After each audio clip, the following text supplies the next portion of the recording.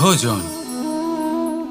এই সংসারে যেই হোক না কেন, কোনো মানুষ হোক, কোনো প্রাণী হোক, কোনো কীট হোক বা কোনো বনস্পতি হোক, প্রত্যেকের জন্য ভোজন অতি আবশ্যক।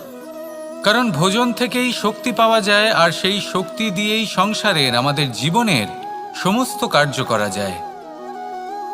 এবার এমন এক ধরনের শক্তি হয় যা শীতের ঋতুতে সূর্য থেকে আমরা পেয়ে থাকি, আর আরেক ধরনের উত্তাপ হয় যা দিয়ে ভোজন রান্না করা হয়, সুস্বাদু নানান ধরনের ভোজন। এবার অত্যন্ত গুরুত্বপূর্ণ হলো যে ব্যক্তি সেই ভোজন বানাচ্ছেন তার মানসিক পরিস্থিতি এবং সেই ব্যক্তি যিনি ভোজন গ্রহণ করছেন তার মানসিক অবস্থা। যখনই আপনি ভোজন বানাচ্ছেন তখন ভালোবাসার সাথে কাজটা করুন, ধন্যাত্মক ভাব নিয়ে, সৎ ভাবনার সাথে।